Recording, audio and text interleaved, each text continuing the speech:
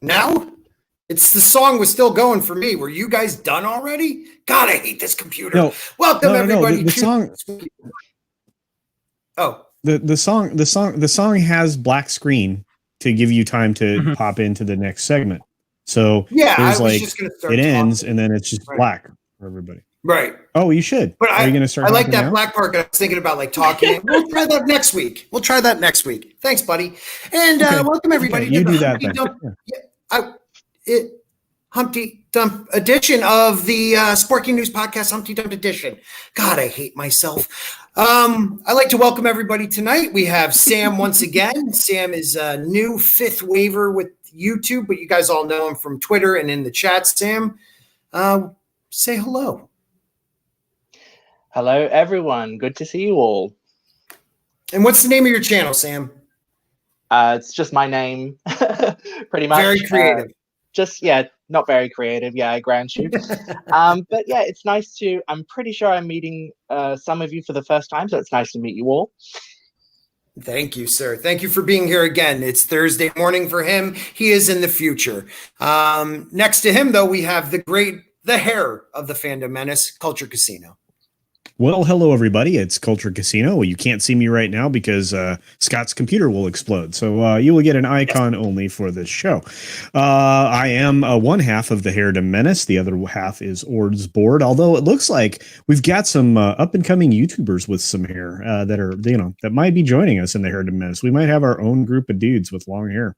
Beyond that, just be sure to subscribe to everybody here on this panel. We have a wonderful, wonderful group of folks to present information to you today and to analyze said information. So let's get started. Damn, that was better than my intro. Thanks, buddy. And underneath him is the one and only Script Doctor. And what are you working on right now, Script?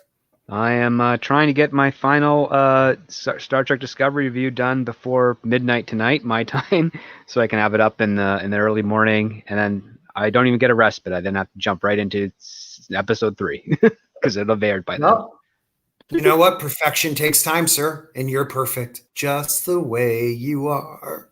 Okay. Next to him, we got the one of the greatest mods in the game and artist of the Fandom Menace and YouTuber, Makini90. Or excuse me, Makini. Good afternoon, everybody. My name is Makini90. Thank you for all stopping by. You guys can find me on my YouTube channel, where I do weekly art streams every Sunday, Wednesday and Sunday at 12:30, and new time lapses every week. We just wrapped up the last drawing stream for this season, and I'm taking a week off, and then we're gonna get back into it next Sunday. Wow, that sounds professional. Seasons, I like that. Very smart. I like it. And below me is the one and only Jayne Theory. How are you today, friend? Hey, guys. I'm great. Happy to be here and can't wait to get started. Always happy to have you. And I'm going to go through the chat real super quick because my computer will blow up. But we have Tina Bojan, of course, is always here first. Tina's saying, good evening, everyone. I'll try to highlight. We'll see what happens. Hey, Tina. Tina's one of the best. She is a channel member. If you want to become a channel member, go right ahead. I am going to be creating a Patreon account because they don't take as much money, and it seems like that company isn't going belly up anytime soon, from what I could tell. So next to her, we have Brutal Morningwood, the best name in the chats. He says, hail and heartfelt, hey, howdy, hey. All Clan Morningwood hopes you're having a better day than we are. Oof. I don't know what's going on, buddy, but I hope it gets better. A great YouTuber in his own right, the memes of destructions. Hey, guys, what's going on? And then we have Michael Jolin. My friend. Michelle Jolene. No, it is not Michelle Jolene. It's Michael Jolin. And he is from New Zealand. And he is awesome. Okay. He's from NZ? Yeah, he's from the real island, right? There's like that little thing, Australia, it's all dirty and burning. And then you got like New Zealand, which is Lord of the Rings. Yeah, pretty much. Thank you for being here. Who else do we got here? Real quick, we're going to run through it fast. Lady Tauriel is here. Hail, everyone. Runner is here. Oh, is that Runner Studio? Just cutting it out and just calling himself Runner. I like that. Kai MFS, one of the authors of The Fandom Menace, is here. Guys, check out his book. Go to his Twitter or his YouTube and buy the book. From what Culture has been saying, because I haven't gotten it yet, it is fantastic. Right, Culture? Very good. He's very good writer. It's a very good book. I cannot wait for the next 5. Oh man, and I'm hearing good things about it, so I hope he does write 5 more at least. I hope this becomes his career, just like Steven. I hope what we have done here to protect our modern mythology has created jobs and opportunities for others, to create their own dreams. So he is one of them, and I'm proud of him. We have Mad Mardigan. Hey, everyone. Great streamer. Guys, make sure you check out his channel. We have Darren, like my father before me, one of my Song of Ice and Fire buddies. He is here. We have Pop Culture. Avenger is up in the house. We have, I think this is the first time for this name, Roof Korean 92, a Fandom Menace hairband. Oh, Roof Korean. That's so awesome. I like the name, man. What else do we got? Anybody else? I missed you. M. Dastardly is here. Let's get to it. And Bone. My brother. Bone is definitely in the house. If you guys see any, scream them out. So we're going to start off with the great Culture Casino reading an article. Culture, what do we have? Well, we have a great way for everybody to be offended. In fact, I will add it. I promise. This will be a good time. This is from Bounding Into Comics, and this article is titled "Star Wars Reveals New The Empire Strikes Back Story That Demeans Han Solo for Being Handsome." So should we just start right there? Let's read a little bit. Just right there in the title makes me sick, but anybody else have feelings on just that title of the article? It's just the dumbest thing I've ever. I mean, it just keeps getting more stupid by the day. Yep. Spot the this insecure is the dumbest narcissist. today. What was that, Sam? Spot the insecure narcissist. Right. Is this like, what would you call this type of shaming? Well, it's like beauty and body shaming Harrison Ford. Yeah. Yep. He was a good-looking carpenter that got the gig. You should be proud of him. But now all of a sudden, let's read the article because I actually thought the premise of what the story is about was actually a funny idea, but what they did with it is just wrong. So, Culture, take it away, my friend. You betcha. And here we go, guys. Star Wars and Lucasfilm continue to promote their upcoming, from a certain point of view, The Empire Strikes Back anthology series with an excerpt of a new story that demeans Han Solo. An excerpt of the story written by C.B. Lee, that's not a great human being, and titled A Good Kiss, was exclusively published to Gizmodo and goes out of its way to demean Han Solo. This is the book, by the way. The 40 stories celebrating 40 years of Star Wars The Empire Strikes Back. From the Sounds like a great title, though, right? Sounds like a great title. It could have been, but they got story group people involved, guys. Aren't you excited? Okay. Anyway, sorry, back to radio announcer voice. The story follows Chase Wilsore, the character who walked between Han Solo and Princess Leia as the two bickered about Solo leaving Hoth to pay off his debt to Jabba the Hutt at the beginning of The Empire Strikes Back. Wilsore is currently the trainee of Lieutenant Dana, who wants to stop being a delivery boy and instead be assigned sentry duty. However, so is this, real quick, I'm sorry, but is this Lower Deck? Sounds like it. This is awful writing. That's exactly and not what this is. Yeah. And it doesn't seem like these are characters that we give to Bantha Poos about, right? Yeah. And everybody, Stephen Walton's in the house. Hey, Stephen. What they're doing is pulling, they're pulling all these random characters, including droids, and giving them stories that erode and wear away and destroy at the good and sweet and pure story that this originally was. And it's just sickening. Yeah, you're absolutely right. It is once again, they're going within to attack our stories, our canon, our modern mythology, as we say. It's their way of their doing it. The concept could have been a fun concept, like just the random guy who runs between them as they're arguing. Like, what's his story? But they're using it to take away from Empire Strikes Back, take away from the Han Solo we knew, the Leia we knew. And it should never be done that way. In Lando, I don't know are you familiar with I only heard a little bit about that. Didn't we talk a little bit about that last night? We did. That and what was it exactly again about Lando? The pansexual thing, or that he had a sexual relationship with a droid, and the droids are having this conversation amongst themselves. It's just sick. It's just like at what, at a water cooler? The droids are like, hey, or a power charge station. Yeah, something like that. Unbelievable. Oh, did you guys? Are you or have we gone over the L337 thing in the computer?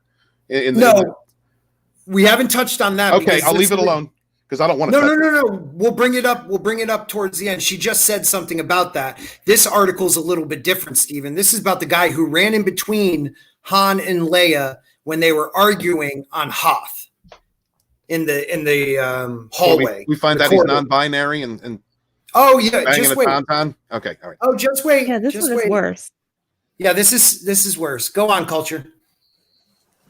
All right, back to radio announcer voice. However, when he tries to request the promotion from General Riken, might as well he's given another delivery assignment, much to his chagrin. However, the delivery does take him to a sentry point where he doesn't even enjoy being at the sentry point while delivering his package.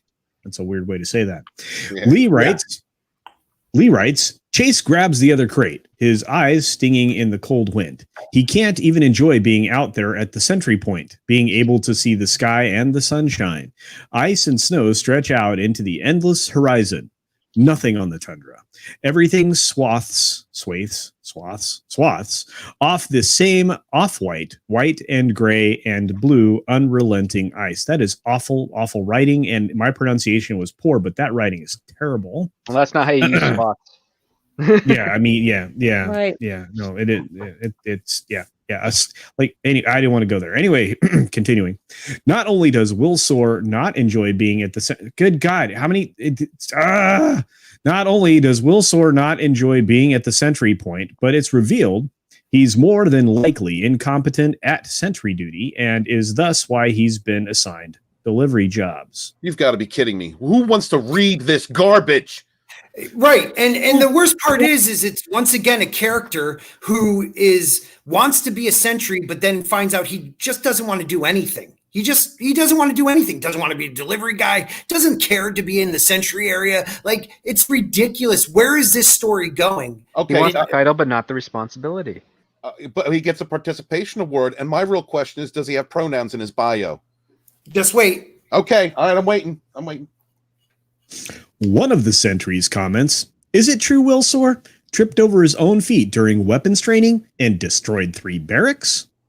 Will Soar also previously admitted he is incompetent while talking with General Riken, whatever.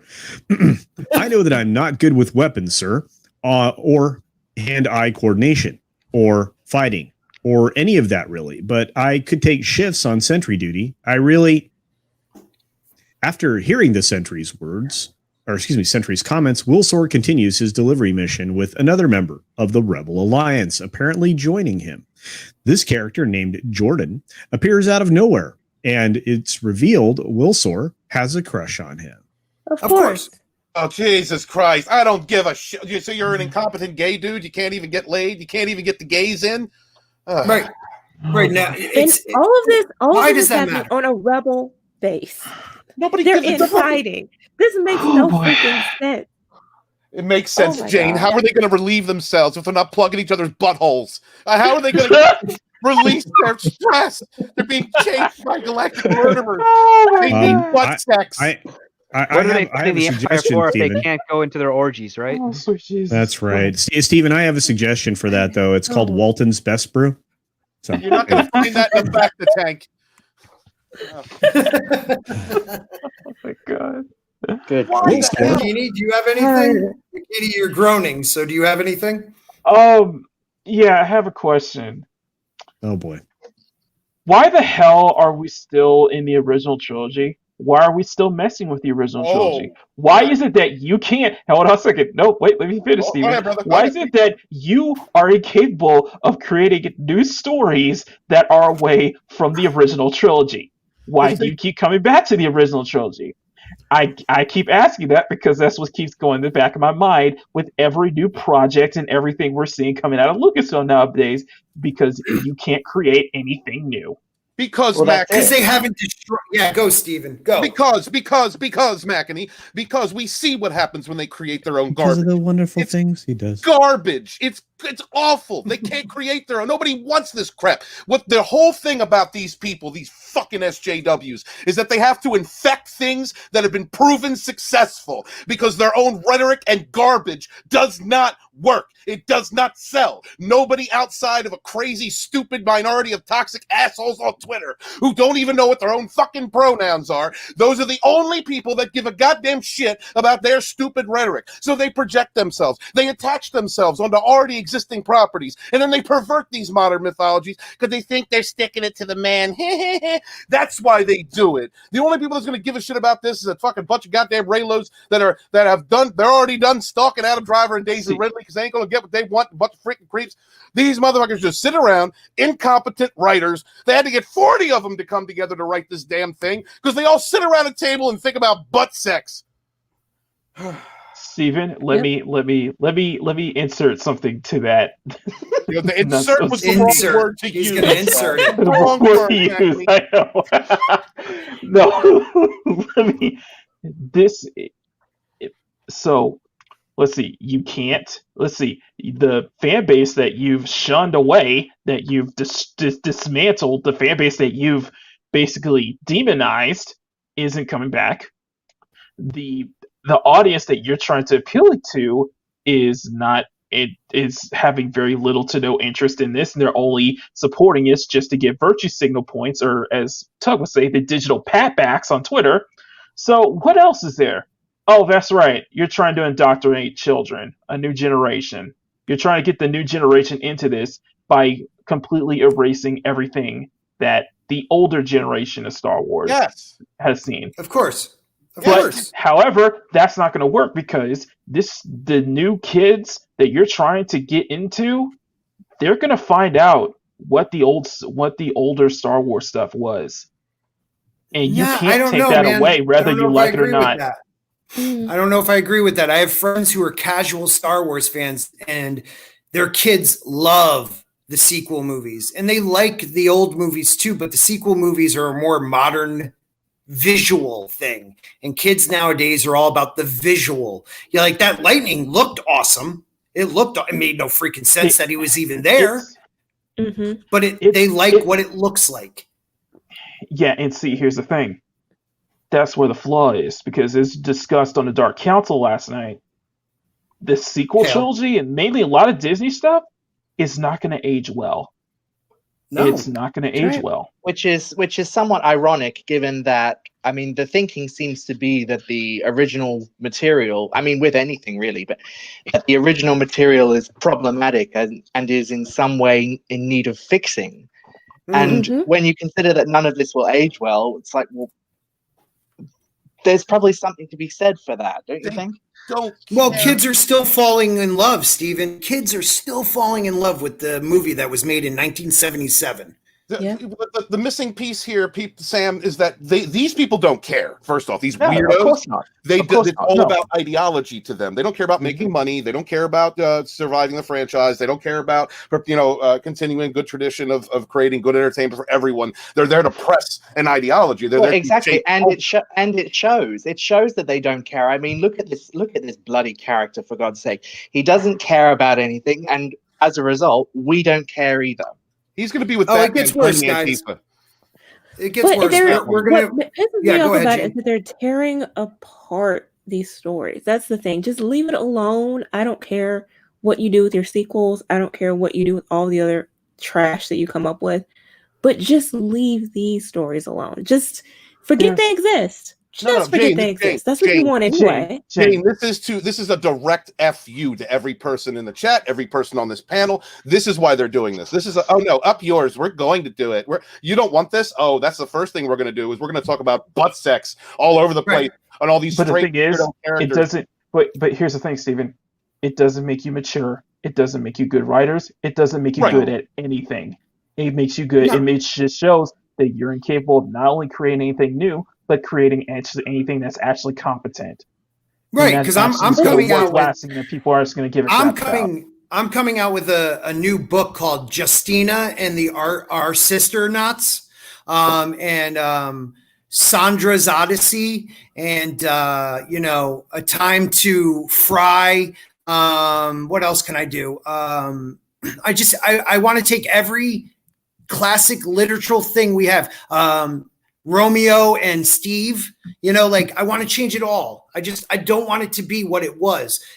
Those things like a movie from 1977 or something that Shakespeare wrote is a time capsule of that moment in history and the art that was involved in that history and the literature that was involved in that history. And people want to now rewrite history. We see it with knocking down statues. They don't care about history, Scott. They don't. Exactly. What they want to do is actually rewrite it with their own history. And we can't allow that to happen. And that's the biggest thing we try to do here. If anyone has a question on what streamers like us, Fandom Menace and Fandom Menace adjacent people do, is that we just don't want things that we loved being erased to fit this, woke agenda. And it's no who knew with go ahead. Yep, go ahead. No, you go ahead. Why don't you first say who knew? $1.49, because I can't even see what he put. I can't. He's a great guy. I don't have it pulled up. It's probably a sticker. It's a hot dog. It's probably a hot dog. Yeah, we like wiener. Hail, brother. Hail. Probably a hot dog for my man.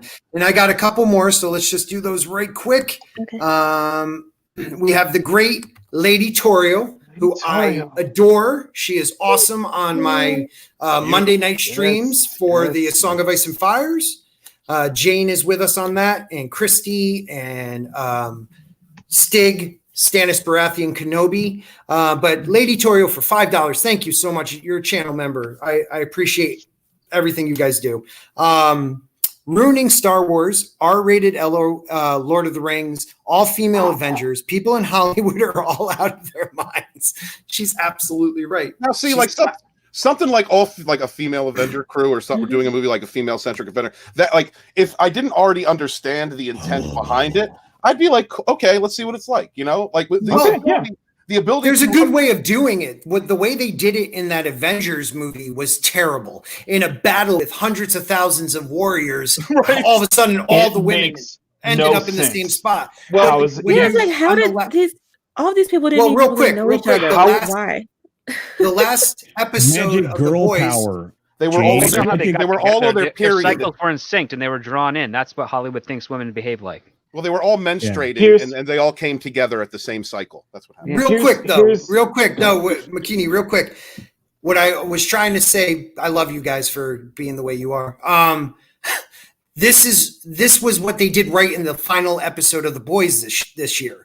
Okay, they made fun of spoilers for The Boys season 2. In one of the first episodes, they make fun of that all-female team up in a movie they're making. But in the last episode, they actually have an all-female team up that kicks ass. It was organic how it was created. I don't know. I think we made him out of nowhere. That was the best part. Yeah, it was kind of weird though. I mean, I loved it. I can't make head nor tail of that show. The Boys managed to tick off everybody, so bravo to them. Oh, I wasn't happy with this season. Don't get me wrong. I was not happy with this season, but I loved seeing those girls stomp her. So I'm confused. Can someone tell me this? Who Knew is a new channel member? I know Who Knew was a channel member. Did he upgrade? He may have renewed. Let me upgrade you. Let me upgrade you. Thank you, Who Knew. Martell. I don't even. He's an Oberyn. Are you kidding me? Thank you, man. Oberyn's Martell. Yep, that's what it says. I don't even know what to say to that. Thank you, guys. I really appreciate it. You guys are helping me get the new technology. Hopefully, within a month, a new computer and everything. So, thank you guys so much. Who knew? You support us all, so I appreciate you, man. That goes for Lady Tauriel, and that also goes for the Great Culture Casino, with his usual. Oh, God damn! The Doomacorn. Computer. Yeah. All right. Okay, Culture. I'll say it.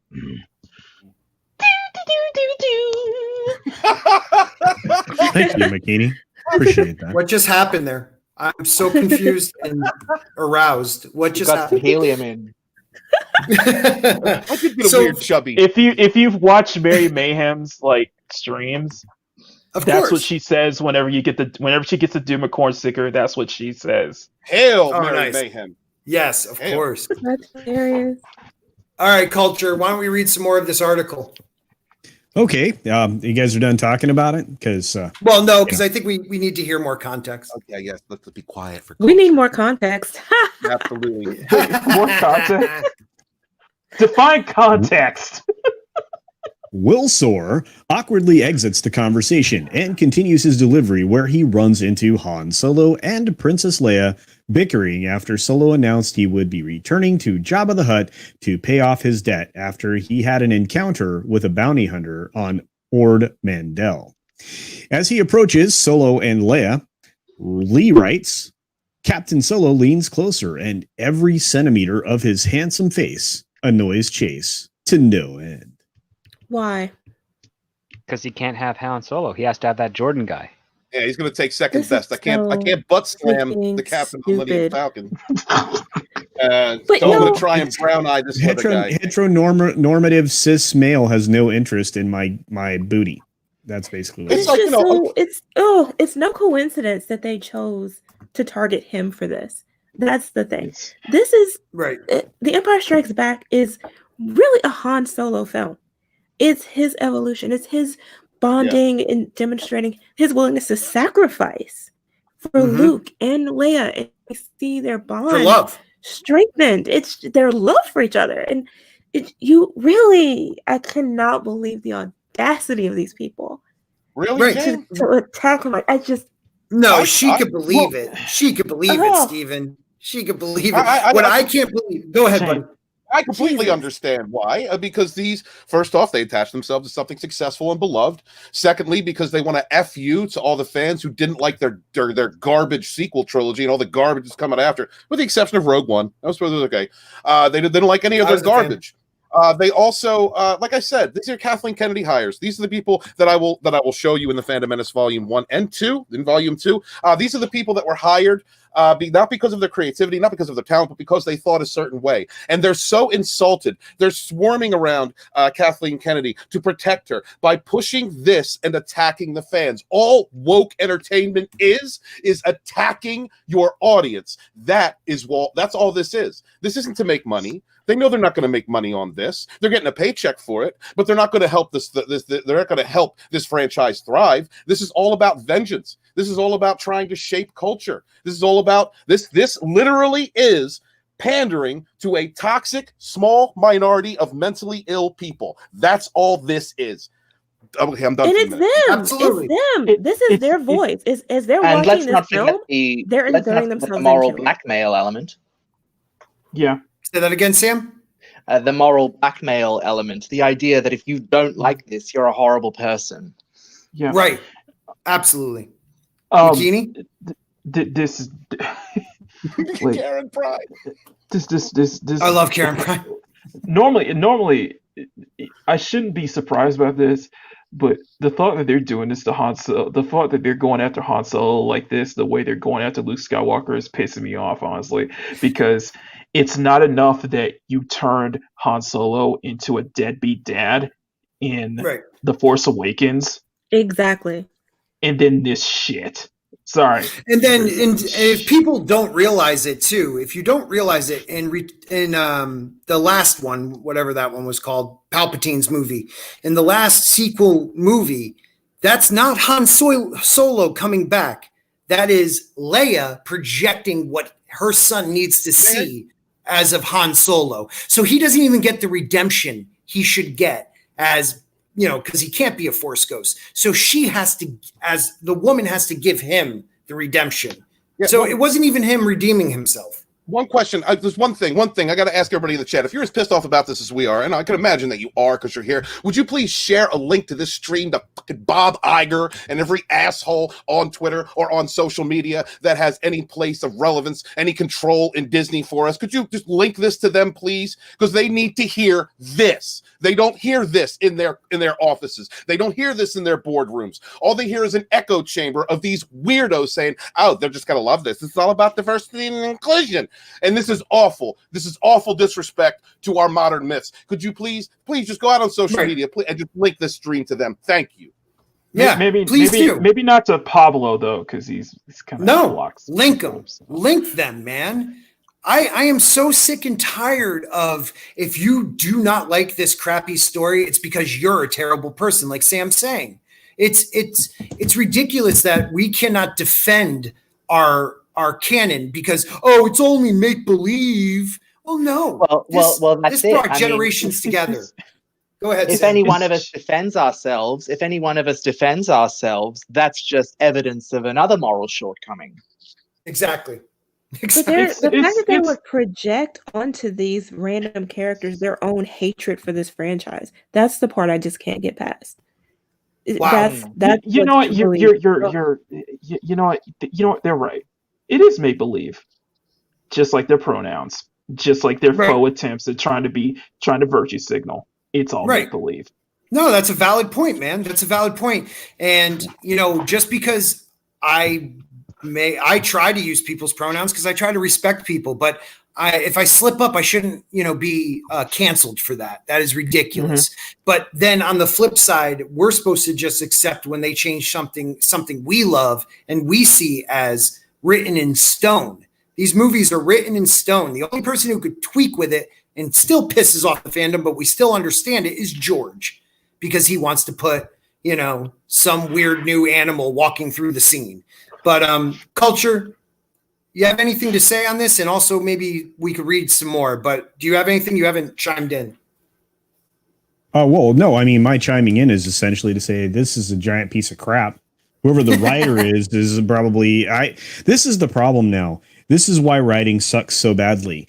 There are not a lot of people with the talent required to do the job any longer. I mean, we have like 3 people on this panel right now that have that talent. And Jayne, I'm certain, is probably a 4th who not only has that talent, but the ability to deliver information in a way that, is more than a little bit digestible, and not just because of her amazing voice, but what we don't have anymore is writers that are competent beyond, I don't know, 4th or 5th grade level. And that, but also knowledgeable in what they're writing. And they absolutely everything that they produce is YA pablum. So this is nothing but a fuck book for, and yes, I did curse, guys. This is nothing but a fool around book for the people that are writing it, and they're writing it from a very immature perspective, with no real. Exactly. It's very trashy. Yeah, we absolutely. Do actually. There are people in Hollywood who are competent enough to write material that respects lore. We have one of them on the panel. Script. Oh, yeah, that's kind of what I was saying. Yeah. What do you think? What is the objective of this book from this excerpt? What can you surmise from that? I can't actually, because I don't understand the point of this particular story, why it has to be told. Well, you'll get to that at the bottom of the article. No, that's not a real excuse. That's not a reason. That's an excuse. But what I would say is that the concept of the book, other points of view, little stories to build onto The Empire Strikes Back, that's a good idea and concept. But I don't see how this story does any of that, achieves the title of the book itself. Yeah. Like that's just it. You want to tell a story about this character? I'm certain there's a story to tell. Maybe he's a guy that was also a snowspeeder pilot who's also in the battle with Luke. We don't know, actually. But instead of getting an interesting story of that and his experience during that conflict, seeing maybe Luke go down and being worried that they're not going to be able to hold off the Imperial forces to let the rest of the rebels escape, we get a story about some sort of pathetic courier who wants to be a sentry but not have any of the responsibilities, who's jealous of Han for no reason whatsoever, and who has a crush on some new guy that came out of nowhere. Like, what does this all have to do with Star Wars? It's riveting. Yeah. Right. Woo. Exactly. All right, Culture, throw us out some more of this garbage. I don't even know where I left off. Somebody was getting okay, here we go. slammed. Yeah, somebody was getting. We're good. Yeah, I got it. Lee goes on to explain why Wilsor is so annoyed at him. Some people can't just sweep into the rebellion with their own ship and accept actual critical missions from General Riken and banter with the princess all over Echo Base. He continues, some people aren't handsome and don't have a presence like Han Solo. Some people are just ordinary people. Okay. Yeah, but I don't. Okay, I live in So is ordinary he jealous life. of Han or jealous of Leia? Right. This is like the okay. So you just described almost the entire cast of Star Trek Discovery. I watch entertainments to watch fantasy to a level of unbelievability. I live an ordinary life. I live with ordinary. I don't want to see ordinary on the fucking screen. Wait a second, guys. Please, before you go on, McKinney, read some more because I'm seeing what's in here. Sure. Please read some more so we can get even angrier. Oh, well, I don't know if that's okay. Where are we at? Oh, here we are. Lee would make it very clear that Wilsor is jealous of Solo, and specifically for his looks, if it wasn't already clear. He adds, Chase bristles his knuckles, turning white as he picks up the pace. Bristles his knuckles? Okay. He is so tired of people like Solo, who's never been kissed. Chase Wilsor, that's who. What? Great. It's a story about an incel. What does this have to do with anything? What are you talking about? Star incels. That's what this is. What? What the hell are they talking about? It's such garbage. The writing is so poor.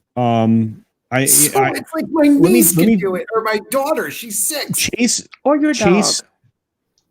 Oh wait, no. Okay, so I read that improperly. Let's see if I can figure this out. Let's go. Okay. He adds, Chase bristles, comma, his knuckles turning white as he picks up the pace. Okay, that makes more sense. I blame me for that. He's so tired of people like Solo. Who's never been kissed? Chase Wilsor. That's who. Okay, there you go. Was that better? Yeah, keep reading. Okay. He could certainly use a good kiss. It offends him that Captain Solo and Princess Leia are just arguing about it. The way they've been dancing around each other since they've arrived on Hoth, clearly pretending to hate each other. Lee continues. Finally, I can't read this. You got to keep going. It's fantastic. I'm gonna die. Finally, the excerpt concludes. Don't attractive people have anything better to do than to taunt everyone else on the base with their unresolved tension? This is literally writers watching. How narcissistic do you want to get? Yes, no. That Jayne is putting it perfectly. It's not just the writers watching the film. This is their life, where the cool kids at school were good looking and having great times. Why do they get to run the show? Why are they happy? Why are people having joy? Why? Oh my God. This was written in a coffee shop when he was on a date with somebody, and then that date decided to find someone more interesting. That's exactly what happened. These are people who need to. We hear this from SJWs all the time. I need to see myself represented on screen. These are people who need to have themselves represented. They need to have their lives validated, their existence validated on screen, and they look at actors and actresses who have part of their job is to be charismatic and good looking and be that fantasy, and they're like, I don't feel like I'm like that. Now I'm offended, so I'm going to talk about butt sex. Yeah, well, the memes of destruction. Great channel says it right here. Where'd you find this fan fiction? This is coming from it's really bad fan fiction. Oh, this is sickening. Do we even need to go on? Honestly, oh please. This reminds me too much of the when people shame, beauty shame and stuff for women. It's like the same thing now for men. Now it's like so men can't be good looking, so we can't. So none of us. You basically don't want anybody to just enjoy escapism and to be into their fantasy. Right. That's the point of escapism, We're supposed to. But they also don't want out people of it. looking better. They want everyone to be on the same level, the same playing field, because they believe that'll make the world better. It's bullshit. No, it doesn't. It actually makes the world. It actually makes the world worse when you think about it. Not everybody is a 10, all right? Not everybody's even a 7, all right? Okay, we're not all great looking. I've been great looking my whole life. You know how you get through that? Perseverance, charisma, doing better, projecting positivity. Those things also have to do with attraction. Stop staring in the mirror. All right, this book is basically an ugly person, naked, standing up over a mirror, looking down and whacking themselves off. Oh my God, my ass looks so good. This is awful. There's way too much of a big focus, and we're seeing this all the time. It's way too focused on surface traits instead of focusing on, what's inside and what's what the actual character is. Yeah, who the actual character is.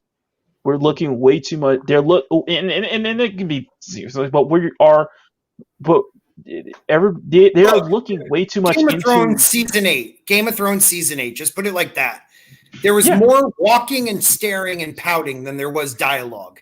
There was no character building. There is none of it. All these people want to do is break down, oh, he's too good looking. Let's knock them down a few pegs. And what kills me is you have to go 40 years in the past to do it. That's the thing. We're not allowed to have We're not allowed to have good looking characters who are also compelling. No. James Dean, that rebel he's a loser. No. All right. Okay, I want to shut up. No. Culture needs to read some more so we can have more ammunition. I don't know that you need more ammunition. This is a piece of garbage, but we'll keep going. Let's just power through it. No, okay, but here comes the power. That's right. Jace Wilsor is not only jealous of Han Solo because of his relationship with Princess Leia, but also because of his actual accomplishments as part of the Rebel Alliance. Wilsor's perspective about Han Solo appears to be based on misinformation or outright lies.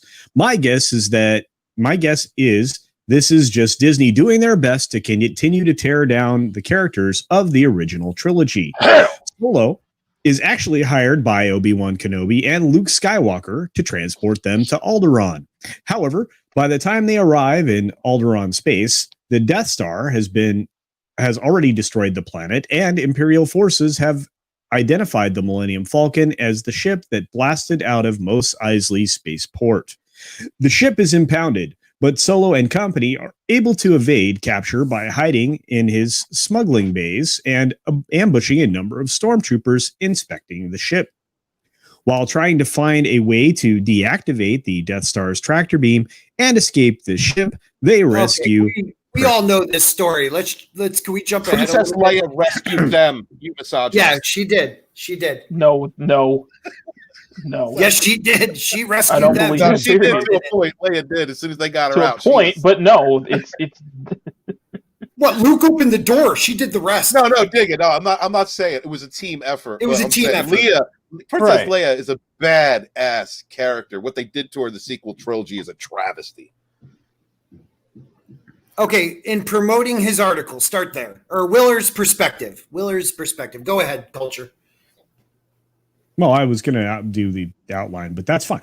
Do your whole thing. No, we don't need the outline. We all know Star Wars. Are you sure? Yeah, we all know it. You know what? Okay. We pretty much do. Wilsor's perspective is simply just wrong, and this story should never have been approved by Lucasfilm editorial if they actually cared about Star Wars.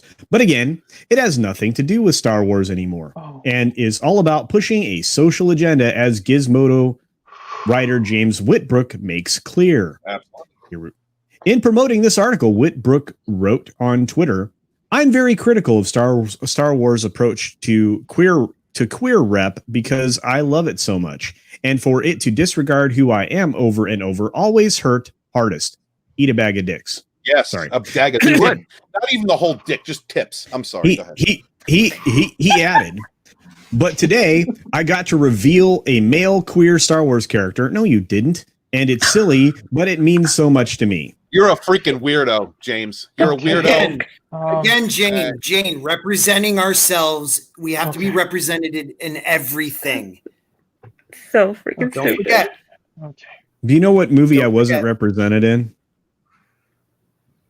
Black Panther. I wasn't represented in Tank Girl, and the inner lesbian in me is very offended.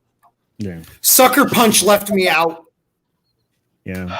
Yeah. And you know what? Coyote Ugly. I really feel like I was left behind in that film. I could have danced You on didn't that empathize with John Goodman, the toll booth operator? Oh, yeah, that could have been me. That could have been me. I could dance on a bar. I could dance on a bar just like anybody else. In a subsequent tweet, he added, Chase Wilsore is a tiny step in a sea of other tiny steps in this era of SW canon. You are such an idiot. Wait, But he's a sea of steps? Sea of drops, man. Water. Keep it consistent. yeah, this guy is a writer.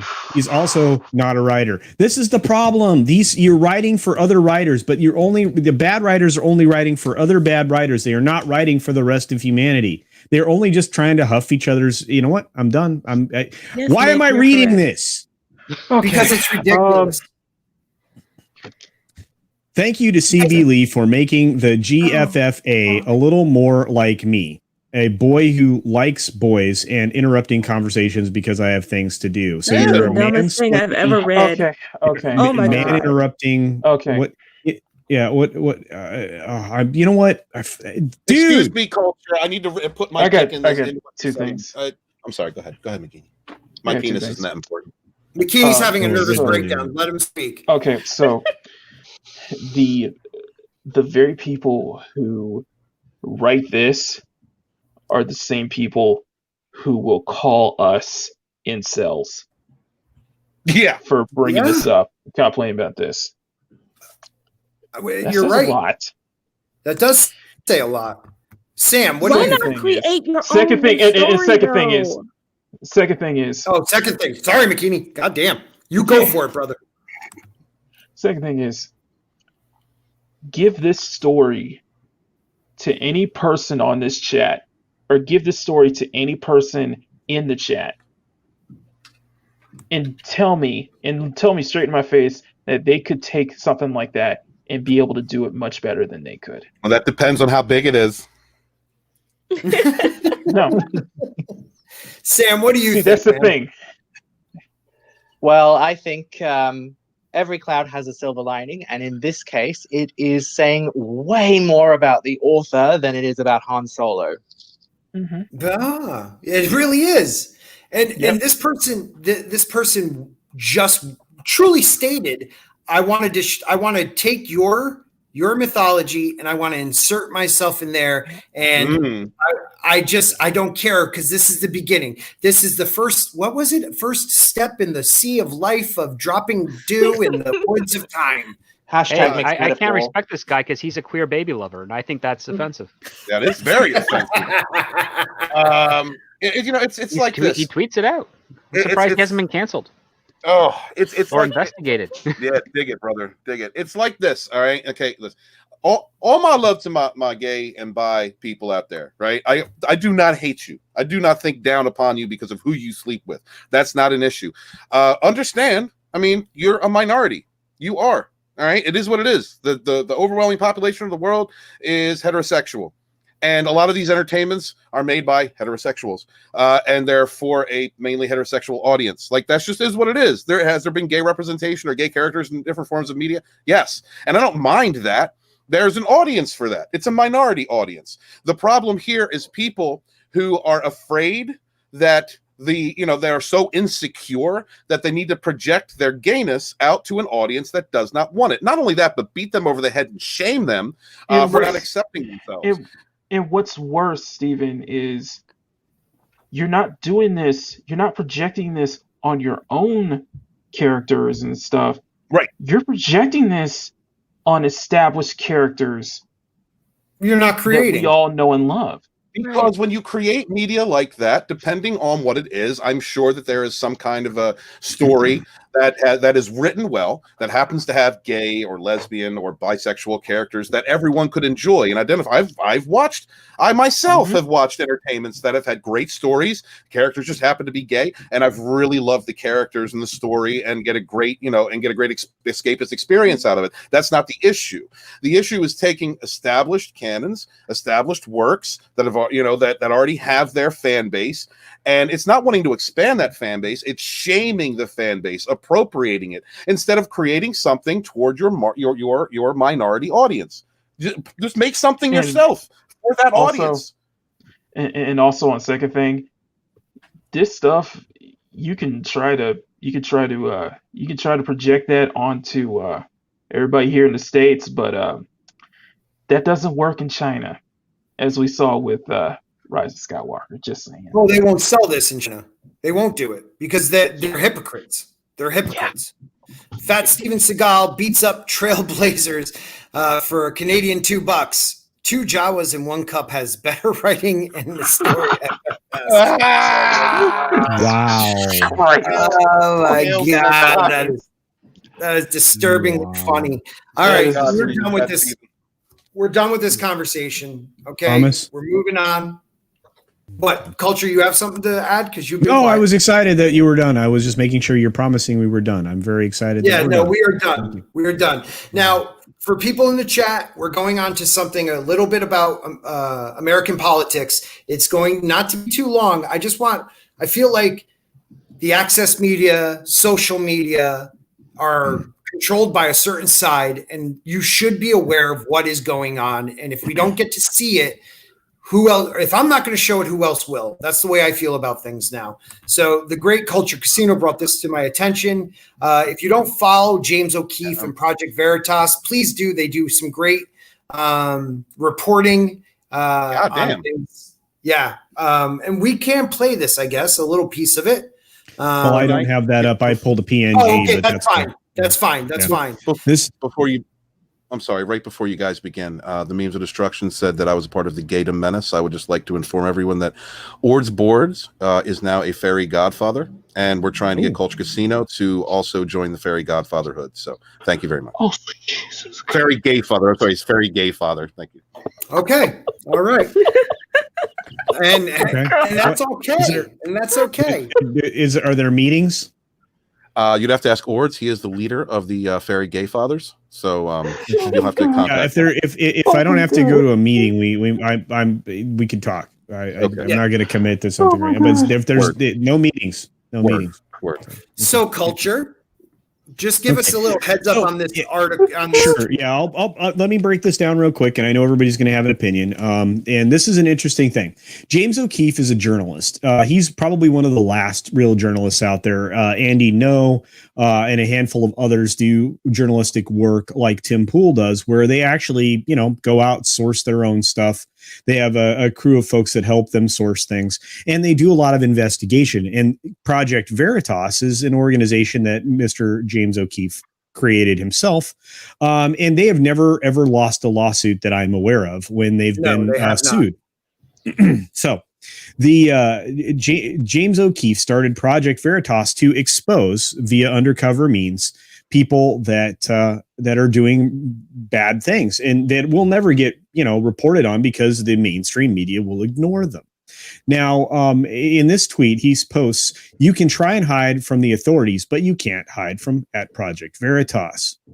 #busted." Now, they actually paid this woman, not unbeknownst to her, but she was actually paid $500 by an undercover reporter for James O'Keefe to go on a ride along for how she goes about harvesting, not just harvesting, but actually guaranteeing ballots for her clients. In this particular circumstance, this woman's name is Raquel Rodriguez. It's fully disclosed. It's not information that's not out in the public record. Therefore, it can be revealed here. Mm-hmm. She is a consultant for a GOP House candidate, Mauro Garza. Now, what's really odd is that she's actually going up to this old woman who is pictured here in this video. And this tweet's still available. If you want to go find it, just search for @James O'Keefe. You can find all of these things. And she actually is talking this woman into, or essentially, I don't know, coercing. I don't know if that's the right word either, but she's essentially getting this woman to vote, change her vote from Republican to Democrat. This is just a quote from, because they actually caption these things. Yeah, one of the candidates she voted for was not a Democrat. Exactly. Right. Yeah, because of all the selections. Yeah, because of many of I think she said with the conversation we had was that you were going to vote for all Democrats, right? Yeah, all Democrats. And of course she'd voted for Trump, which that's and this woman was not having it. So she had the woman change her vote. To Biden and coached her on how to go about doing it. Now, there's a lot of illegal going on that this lady's doing, and she admits on camera. Of course, it's a hidden camera to doing this, and it's to me, this is absolutely despicable. I've never been super excited about ballot harvesting to begin with. I think that people, if you're not willing to go to the poll yourself. And the only way that you should actually have your ballot delivered for you is, if you actually have some physical malady that prevents you from going to do your own voting. I also have always been a person that believes that if you are voting, you should provide ID, because that prevents fraud. And it also prevents somebody who is, possibly a felon, or somebody who is possibly, depending upon the state, of course, or possibly in this country illegally, or even here legally, but not with the rights and privileges to vote, from voting in an election that they can shape the outcome of. Well, regardless, this woman is harvesting. She guaranteed 5,000 votes for Democrats for $55,000. So this GOP House candidate is that she's working for. I don't know if he's the one that solicited her business. Or if that just happens to be one of her other jobs, but she's going out and she is actually buying people beer at bars. She's essentially extending gifts to people for their votes, which is completely illegal. These people do actually work for both sides. That's the thing a lot of people don't realize. They don't care. They have no scruples whatsoever, and they will actually have contracts with opposing parties in these campaigns. They literally do not care. And they just want their money. As long as they get their number, and sometimes they don't even do that. Sometimes they just take the money and don't even go out and get the votes. But for those who do, this is the method that they use. Yeah. And it needs to be, and if it happens on both sides, it needs to be reported. The problem is we will only hear about it on one side, on the, network TVs, news channels, the ABCs, NBCs, CBSs, and it's good that we have someone like James O'Keefe and Project Veritas that are out there making sure that everyone is being shown what's really going on out there. You seldom hear about COVID. Yeah, you seldom hear about it though, because so many of them actually use this, even in local elections, even in small local elections. These campaigns will hire these people to do exactly this. It's so common. I just can't get over how your country can't simplify voting. It's remarkably easy. Like in Canada, you are told where the place that you can go to. You check in. They cross your name off a list and date and time it. They give you your ballot, which has your information on it. You select what it is. You put it into a folder. It goes into a processing machine, and that's it. And you're done. It takes no more than 2 minutes. And it's very hard to forge because you have to show ID. But a lot of people don't vote and they have no intention of voting, or for whatever reason, they just, are over politics. So they will hire these people to go out into the communities and go like person to person to acquire their vote or their support. It's not that they can't vote. It's easy. Ballot they have? Yeah, no, I have to be like where I'm from, my state. What we do is we go in, we show our license, they cross us out, you go into a voting booth, you push down your buttons and then pull the lever. And that makes it. Oh, we don't have a lever or anything. We have a Scantron. But what I'm saying is that's how it always has been. And this year it's completely different. They mailed everyone absentee ballots, everyone. And if you're physically able to go, you should go. That is your God-given right as an American or as anybody in a free republic. That is your God-given right to go. And to have these people to ever add in a third party more than you need, or a fourth party, because I understand there's the ballot counters and stuff like that, but when you add in even more people, there's more chance for corruption, and it needs to stop. This election will not end on November 3rd or 4th. This election is going to go on for months in the courts, and it's going to be a terrible time to be in America. And we've been there before, though, with yes, Florida didn't do their ballots properly. Even that was one state. That was the hanging Chad or the dangling participle or whatever. Anyway, but so the thing is, our technology is so antiquated, though. Voting should be easier. You shouldn't have to do any stuff. But okay, well, this vote in person. Do not trust this mail-in garbage. I don't care. Vote in person. Okay. Well, this is the actual video, and then we can comment on it some more, I think. And here we go. Raquel Rodriguez, how are you doing? This is James O'Keefe with Project Veritas. We have you on tape admitting to coercing voters and bribing voters with gifts. This is you on video telling someone who to vote for, which is a violation of federal law and state law. Now, on here, you chose a Republican, not a Democrat, right? Can I do that? You can. All right, stop it there, just so we don't get ripped off. That we had, you said you were voting for a hater because you were going straight Democrat. So that way you're voting for the straight down. No. We just got to make sure we talk over it a bit. Oh, I'm sorry. Yeah, real quick on the draw there. Yeah, I want to make sure. Go ahead. Yeah, he actually said, O'Keefe said he doesn't care if people share this, but that's fine. So. Oh, okay. All right. YouTube might. No, it's cool. It's bringing him things, but no, we can definitely stop it. Okay, go for it. Go for it. No. I'm just saying that in general, when he was on Tim Pool's show the other day, he specifically said that he wanted people to share out his stories because these things needed to get out there. So good. I'm just taking him at his word. But if you get a claim, it's definitely my fault. But I don't get a claim, tweet him and be like, "Yo, I thought you wanted us to share this." Yeah. No, exactly. Yeah. All right, go for it. Well, yeah, you know what? You're right. You're right. She changed. She was voting for. He's clearly voting for John Cornyn. Oh, that's what Cornyn. I think it's okay to change people's votes. Do you think that's? Wow. Yeah, James O'Keefe has to get back into his suit. He does not look good wearing a jacket like that. No. A little facial hair might help, Yeah, he still looks like early a kid. 2000s. Acceptable? I refuse to talk to you right now. You're on tape doing it. Do you not see that? This Look at is this. what they asked me to say, so no. Okay, but you actually did that. I'm done. Well, we're going to leave with you if you're going to leave. Because you bragged. I don't want to talk. You bragged that you and your partner go into polling booths with voters and sign an affidavit that you can enforce. Do you think that's legal? That's a lie. You're lying. Okay, now, mind you, she just said he was lying. Or he was lying. She said he was lying, right? So here we go. Oh, that's a cheat. Which one's that? Mom, I got the millionaire. A millionaire that's like, go do whatever you need to do. Here's all my credit cards. I don't take advantage of him. That's true. That's what they do. I don't work for man. I work for God. And he knows what I need. How many times have you done it before? That's not a joke, ma'am. You're on tape and you've broken She the does law. it every election. I guarantee.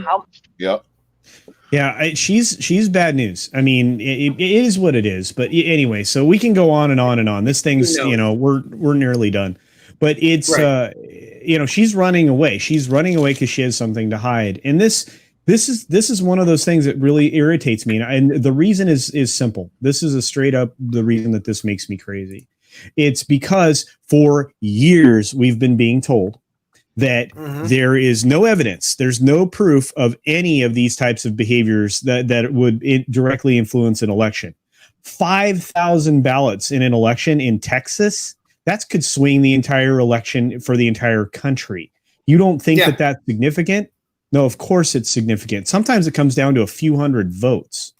Well, even put a it this minor way, percentage Culture, would actually sway the entire college. Steven Crowder said there has been anywhere from 100,000 to over 1 million ballots that have been destroyed or disappeared or dumped in ditches on the side of the road in Pennsylvania. That he has been, they have been keeping tabs on this. Anywhere from 100,000, that was his lowball joking one. He really believes it's closer to 2 million. 2 million votes can change the world. But what I was saying before is that this is every election. This isn't like I work on campaigns. I'm telling you, I know. This is every single election, and they all do it. And there are people who wait for the elections, and they will charge on a local level. It could be 10 grand, and they will guarantee however many votes and go out and get them. And how do I get this business? Go to a politician around election season and tell them that you can however many votes. We'll talk offline. No, just kidding. And there are people who do it every election, but they do it, like I said before, they play games. Sometimes they will deliver the vote, sometimes they won't, sometimes they'll just take the money. And what can the politician do? Because it's illegal. Nothing. So they're not going to report it. They're not going to go to the media. They're not going to admit that it's happening. And then you have others who will come through by using these tactics. And it never gets reported because people get the votes that they want. So, I mean, it's always been corrupt. It's just now coming to light, which is great. But we need that. I don't know what to do about it, honestly. I mean, a little bit off topic, but did you guys see the video of the gaggle of Karens who kept bothering their father who's on his deathbed? Oh, yeah. Not to vote for Trump.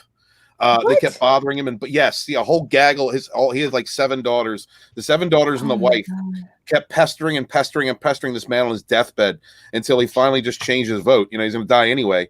But like, could you imagine? They were proud of it. Yeah, they were proud of it. They were like, "Oh, I'm so proud of my." There was another one where a guy told his dying grandmother he would never talk to her again if she voted for Trump, and she did. And when she died, he wasn't there. He didn't go to the funeral. That's nothing. Insane. I live in a house with two other women, a woman and her daughter. They're definitely not voting for Trump. All right, and they know how I'm voting. We have those conversations, and we're still not killing each other. You know, like I don't understand. I just don't understand how politics has become so polarizing. That there's always been polarizing. Well, it's always been polarizing, but it seems really off the chain this election cycle. Because the leaders are not able to find common ground on anything. And the people are enjoying it, I think, a bit too much too. They are getting something out of painting the other side as pure evil. And I don't know where this is coming from, but this is what you're seeing. And it's fun. Like I enjoy politics as much as anybody and some of the gamesmanship that goes into it. But it can get so just dark and depressing. Like very ugly. Very ugly. This is a compound result of what actually happened in Florida in 2000. A lot of people felt that the election was stolen. And they haven't let it go. And instead of just saying, okay, so this one time the person they didn't want in office got in office, well, then it's your responsibility to make sure that the message is properly sent out for the next election. And that people go and vote to make sure that a dispute like this can't happen again. But that wasn't what happened. It was all the Republicans cheat. They stack the courts. They blah blah blah. It's like no, that's not how it works, man. Like it's not right. And we all know behind closed doors, a lot of them deal in darker things with each other. You know, like they talk a good game about how they're on the wrong side of it, but they work together. The slime ball things they deal in the back rooms, we all know it. But there is a difference when you have a guy like Trump who took he took all the lobbyists out. He said, I'm not going to deal with them because once you're Jayne, I want to know what you think about lobbyists, because in my view, they should not be allowed to do what they do. I don't have an issue with lobbyists because they're representing interest groups that have a right to be heard. I don't have a problem with people organizing and, talking to their Should they be allowed to give so much money, though, to campaigns? No, that's the problem. Right. The problem is the money. Yes. The problem is the money that's involved in politics right now. And I think the not having term limits, too, on the national level is the big issue, too, because these are the people, as much as we talk about the president, It's Congress that generally controls domestic policy, and they are in there when the presidents come in and when the presidents go out. Same with Senate. Yes. Exactly, Well, and they're the ones profiting from it. They're profiting from all of this chaos and confusion and hatred that they're spewing. And like you said, they work together. They vote unanimously on what they want to. On everything else, it's like, oh, these people are so terrible on the left. They're so terrible on the right. But okay, but you're passing legislation near unanimously when you want to. So what about then? If you hated this person so much, you would never be able to vote with them, right? Right. No one thinks this is just odd. Yeah. The NDAA can pass and all this stuff. But when it comes to things that Americans care about, we have to divide them. We have to make sure there's no common ground. We can't agree on anything. And so you have families being torn apart over things that the politicians do not care about because they don't care about any of us at the end of the day. They really don't. At all. And that's when you hold, like when you look at the state level, but they're in, like your senators and your congressmen that are not, that go to Washington. Are they ever truly fighting for something in their home state? No. Unless it's like some major industry. Exactly. If it's a major industry they could save, well, they're making money off of that. But when it comes to like your local stuff, it's local people that you need to really worry about.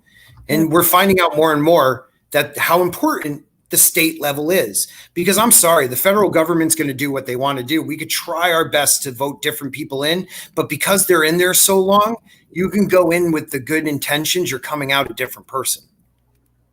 Exactly. That's why they should be in there so long. I'm with you. I'm with you with Some that. of those people have been in there longer than we've been alive.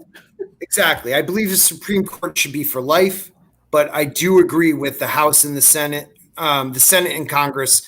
God dang it. You know what I'm trying to say. They should have term. The Supreme Court should be 18 years.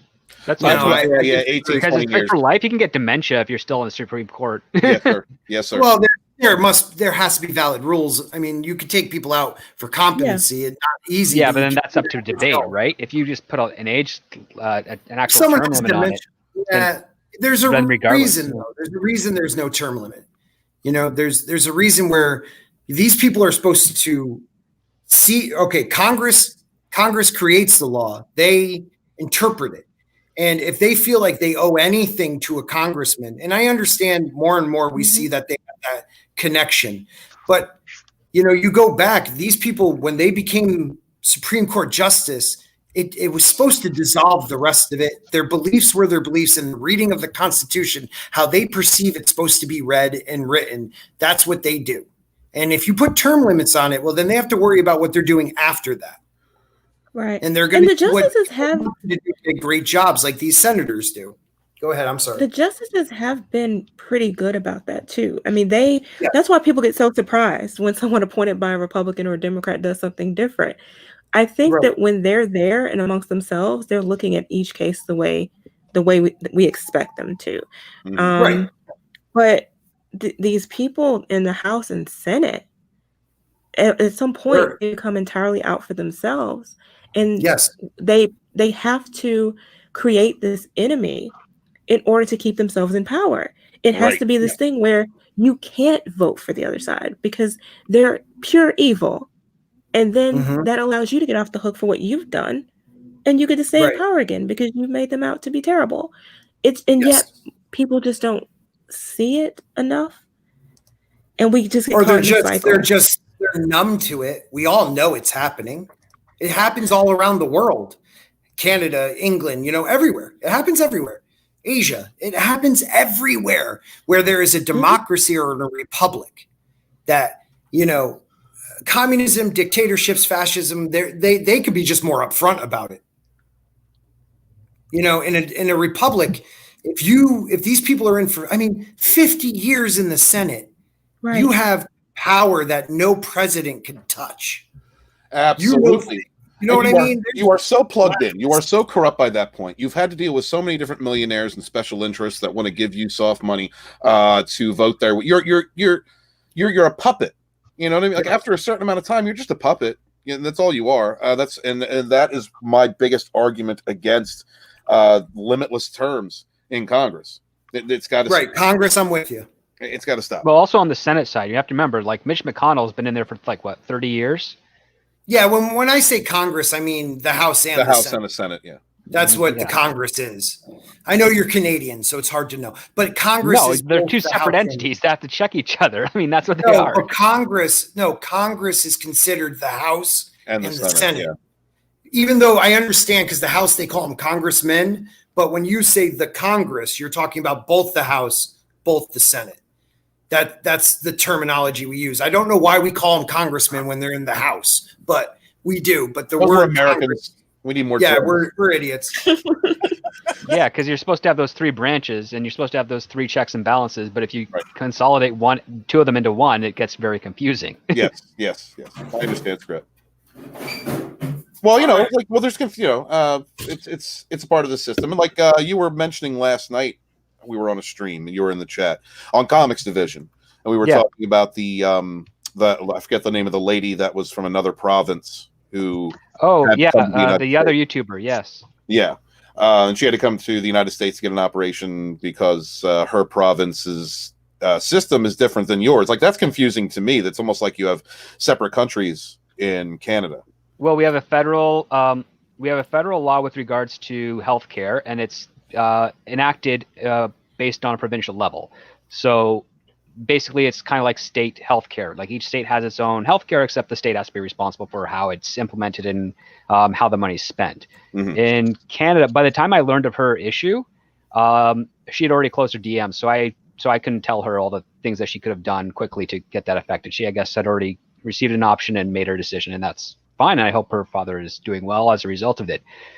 But she's probably going to be owing around $150,000 to $250,000 to that clinic in Texas. Yeah, wow. Because that's how much cancer treatment and cancer stuff in Texas usually goes for. In Canada, it's already covered. So, and then on top of that too, like, she could go to either East or West provinces, and even if in an emergency situation, they would have treated him. And that's just the way the system works. But in the province of Quebec, they're a little different there, because they also consider themselves an independent nation from the rest of the country. I love Quebec. Even though they aren't. Quebec's sweet. I'm just going to say this now. I might, after a six-pack, give this woman my real name. This is an article from Bounding Into Comics. Please go check out our friends over at Bounding Into Comics. This is by Spencer over there. Alleged laptop leaker claims China offered Mulan star Liu Yifei to Hunter Biden as a sex bribe. Oh, well, what? I don't even understand what that is. Okay, let's dive into this one. A leaker who claims to be in possession of the contents stored on Hunter Biden's laptop has alleged that the Chinese government offered Mulan star Liu Yifei to former vice president's son as a sex bribe. I mean, hey, brother. They also offered her money for it. Let's not leave that part out. Hey, China. Well, no, she gets paid. She gets paid. Right. $148 million. The initial report by Disney Star Wars is dumb. Hail Chewbacca. Wing Ding Gang, better known as Lude, has been a prominent figure in the ongoing saga of Hunter Biden's purported laptop. A Chinese dissident and Eponius? How do you say that? How do I say that, Script? Eponius, thank you. Founder of the YouTube channel Lude Media. Lude has spent the month of October leaking documents and information he claims to have obtained from the reputed laptop.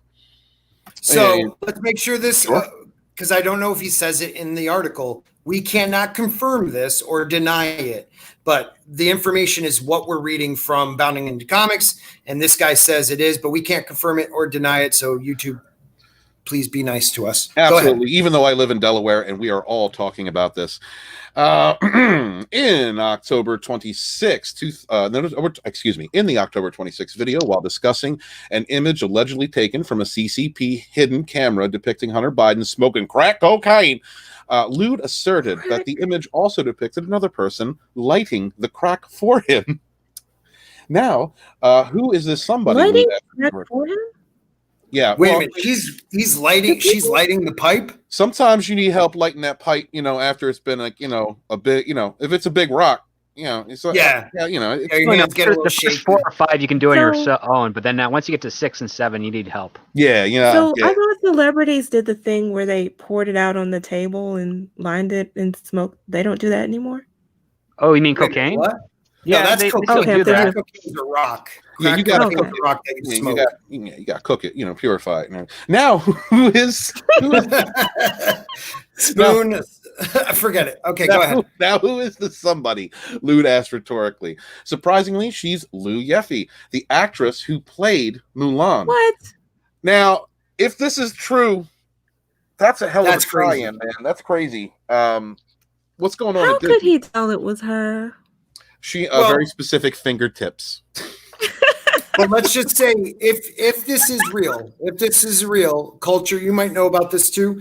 If this is real, this loops in Joe Biden sending his son to China when he was, supposed to be representing America there, as Joe Biden was, but brought his son with him to make dealings with a communist country to make more money, $1 billion or $2 billion for the family. And to make the deal solid, they gave away an actress to light his crack pipe. Oh, good, because I was going to say Kinda after all that, culture, that's crack. Yeah, there's a lot of crack. Weird. Crack, you know. And you know what? Actually, culture might be gone. it makes sense All to right, me go ahead. that if then they really didn't need as much CGI in Mulan, because maybe she was doing those incredible feats just on crack. You know, who knows? Yeah, Probably. or Does crack do math, that? maybe math, maybe math. I've seen Probably crackheads. that.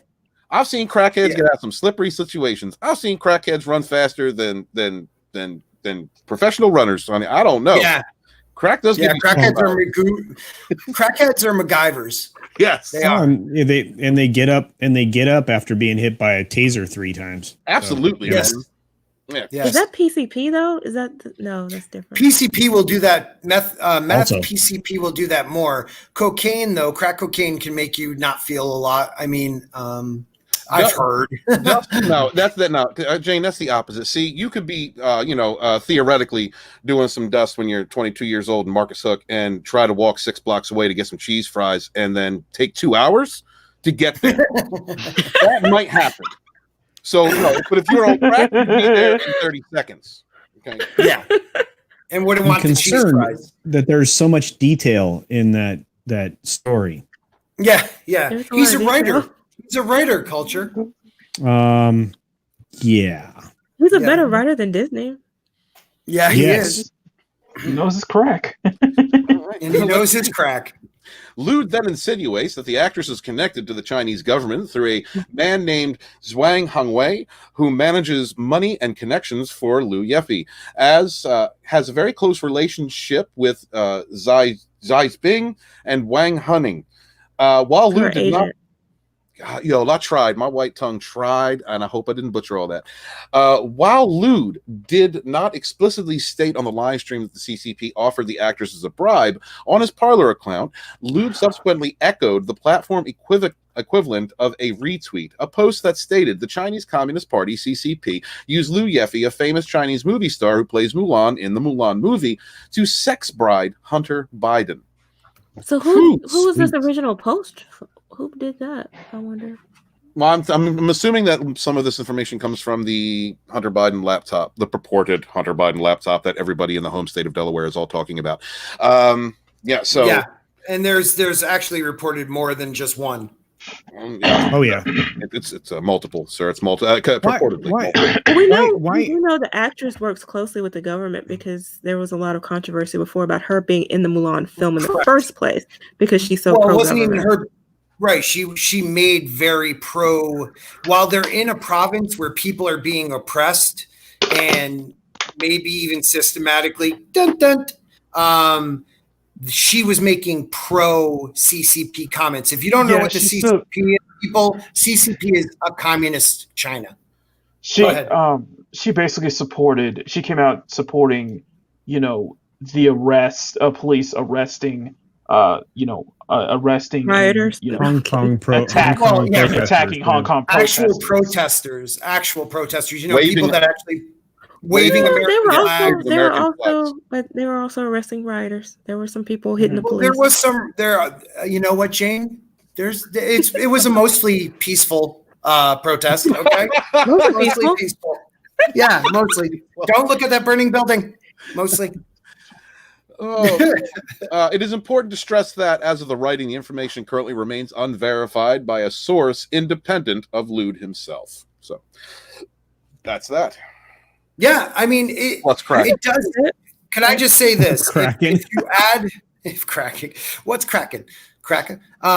When you put her into this loop of what happened in China, if it can be verified, then it verifies a presidential candidate involved in a deal with a communist country when he was there on behalf of the United States. On crack.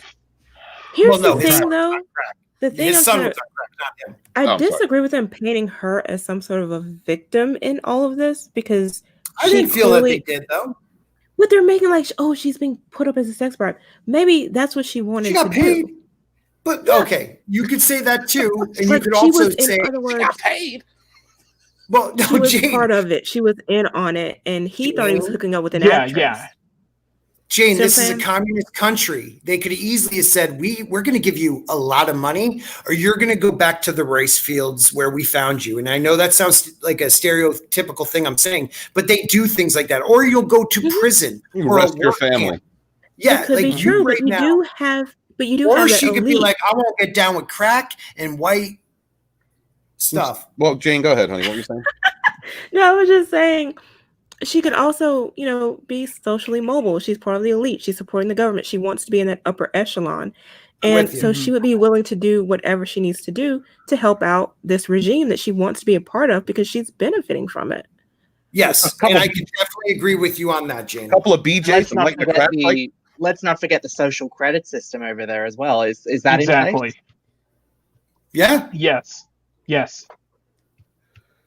It could be, or it could be, we're going to kill your whole family. You never know. Right. You never know.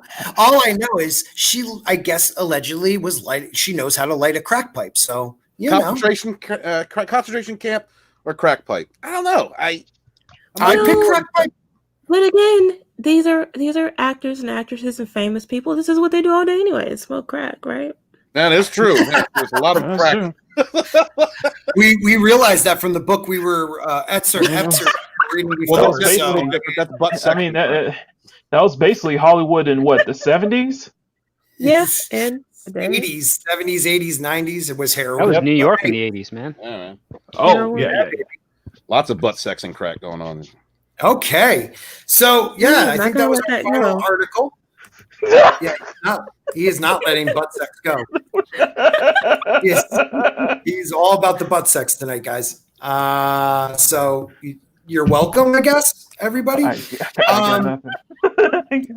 going to end it here. I wish we can get into the article. Maybe I just want to ask you guys. There is another article we were going to do. I just want to know your feeling in just maybe 10 more minutes where Oscar Isaac is getting backlash from fans for being announced that he's going to be oh my God, what's his name? I'm blanking. Moon Knight, thank you. Being Moon Knight in the Disney series because he is not of Jewish descent. Oh my God. What? Okay, I didn't think the character. You hadn't heard that? Might have been wrong. I don't keep up on everything. So let me look at you know everything, Steven. Well, who is Moon Knight? I don't care who is that. Yeah, it's a pretty decent dude. It's a decent superhero. He's like, so in earlier versions of Moon Knight, he was a guy who came upon an ancient relic that put a god in his body, but the god is like whoa. God that makes him have three different personalities. Are we talking about like a djinn? Like an Egyptian god. Yeah, are we talking about like a djinn? No, I wouldn't say a djinn. I wouldn't say all right. It's a spirit. Yeah, but was he inside him? It was a higher level than a djinn. It's like an actual like god. Jinns are god, right?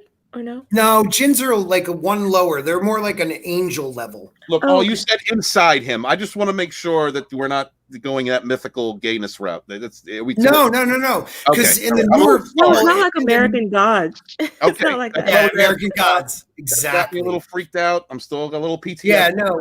Okay. In the newer versions of the comic book, they took a different turn, and they're running with an idea that he's mostly like he has a psychological break where he has multiple personalities, and he's actually not a superhero with the powers of an Egyptian god. So it's interesting, but the attack right now is on Oscar Isaac for being, you know what? Welcome, Tom, from Midnight's Edge, Midnight's Edge After Dark, and Midnight's Edge Radio. Tom hasn't been inserted. Hey, Tom. God.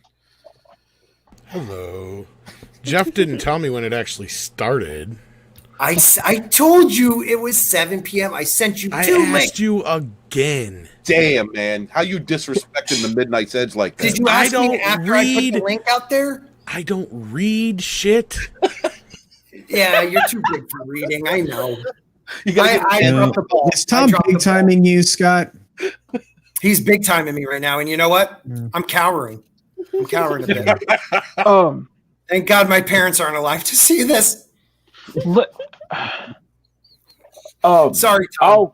But Tom, I want to ask you this question first, and then McKinney, if you want to jump in. But yeah. Moon Knight. Oscar Isaac is being announced as maybe the actual actor to play for the Disney series. But there's backlash because he's not a Jewish character. I didn't think he was Jewish in the comic books. I might be wrong. What is your take on this? How is it a culture swap maybe? But it's not a race swap. People are they're stretching it a little bit. He's from Guatemala. What's wrong with him? He's fine. He's played Jewish characters before. What's that? Nobody's played him on TV. Do they even know that he's not Jewish? Has he ever said it? They probably don't. Isn't he an actor? Isn't he paid to play pretend? It sounds like. That was the case years ago. Wait a minute. Actors are supposed to play things that they're not. They're supposed to like represent other people. You're being a bit. I know it's revolutionary, isn't it? Right, Sam, they get paid. You're being problematic now. Yeah, I know. It's of course I am. Absolutely ridiculous. That's problematic. That's problematic, Tom. That's problematic. Tom, I have to ask you a very important question. Do you think there needs to be more butt sex in Star Wars? Shouldn't there be more butt sex in everything? Hallelujah. Oh, that's it. That's deep. That's really there should be more butt sex in butt sex. Hallelujah. No, I don't know who Moon Knight is. I'm sorry. I don't Mr. Moon Knight. I don't know. That's like a Beatles song from back in the day, but I think that's Moonlight. So I don't know. Moon Knight's going to become a big part. If Oscar Isaac is taking the role, he will be a big part of this next phase. I thought Cecil was the Moon Knight. I mean, he goes around showing his ass, don't he? I mean, he's the Moon Knight of it, I would assume. Oh, good point. Like, I'm most definitely the Moon Knight. You want to see my ass? Well, I mean, it's got a very strange crescent to it. Yeah. Yeah. It's like, and it kind of looks like it's made of cheese too. Oh boy. Couple of craters here and there. Cottage McKinney, cheese. do you have something to say? Yeah. So this is you're in a safe space. Safe space. No, I'm not. Trailblazer. It's two things. First off, this is reminding me of the Ruby Rose situation where she was attacked off Twitter for not being gay or not being Jewish enough. Gay enough. Some reason that's weird is just like, when has that ever mattered? But the second... Go ahead. Go ahead. No, you got 2 points. I want to feel them. The second thing is... Second thing is what, you guys are bringing up is that, he's an actor. He's supposed to be acting. And the thing that people don't understand, and I think a lot of people don't understand, is Oscar Isaac has been around for a pretty long time. His first film was 1998.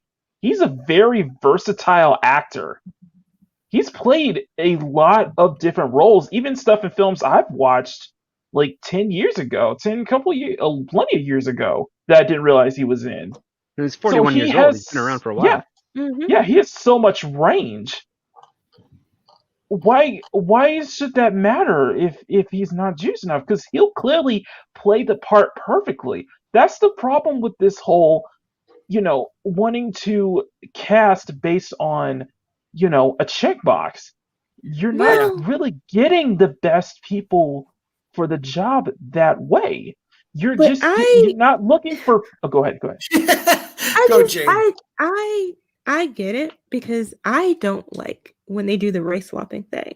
I get wanting the character to resemble the actor to resemble the character, but to go any deeper than that, I think is a tad psychotic.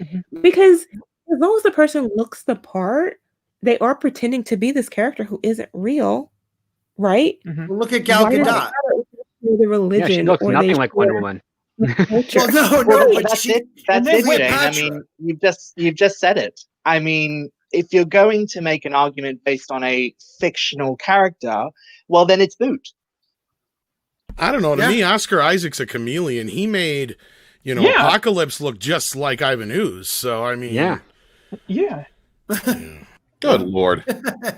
Everybody hates movies I like. Oh, I'm saying they attacked. And he made me feel sorry for Haldo.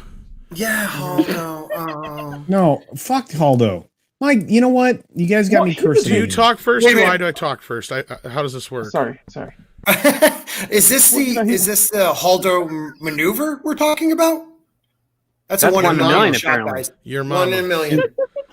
Thank you. Is that like the Picard maneuver when you adjust your shirt? I was just doing a bunch of his lines, guys. I wasn't picking on anybody. And I was with you on that one, buddy.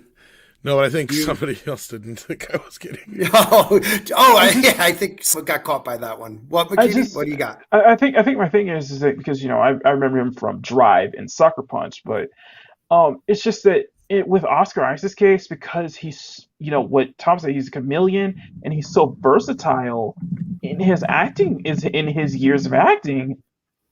His race probably shouldn't matter because we know he's capable of playing the part. That's the least of his problems. Right. Yeah.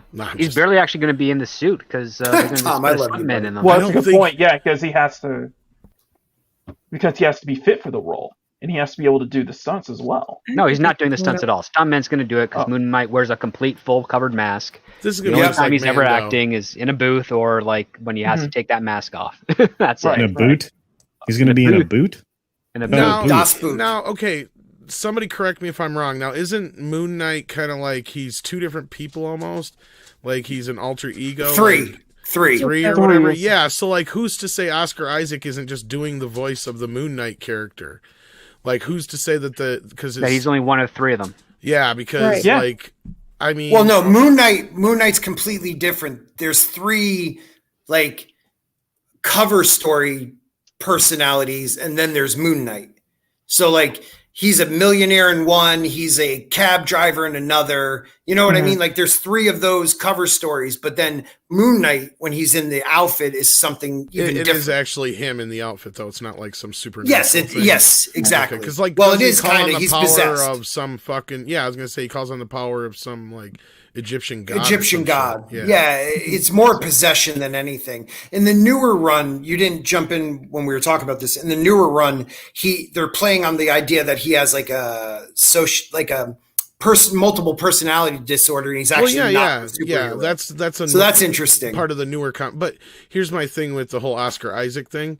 They always try to cast him as an Egyptian. Well, right. That's where I wonder if they're not doing that here. Is like they're going to cast him as the Imhotep or whoever the hell it is he's talking to. I guess. Right. Maybe. Because that makes sense. Because he's played plenty of Arabic characters before. He's played all sorts of characters because he's physically, I wouldn't say he's ambiguous. He has that Mediterranean look. Which could be anything, pretty much. He could play a biracial person if he wanted to. Mm-hmm. Yeah. Well, again, what I was saying before, Gal Gadot, they don't want her playing Cleopatra, yet she's Mediterranean. Like Cleopatra could easily have looked like her because Cleopatra's family was from Greece and they didn't come out of the family tree, if you know what I mean. So they weren't actual Egyptians. Their family line was a direct straight tree, straight up and down from a Greek ancestor from only a few generations before. It was a lot of generations. No, it was only like 3 or 4. It was like 8.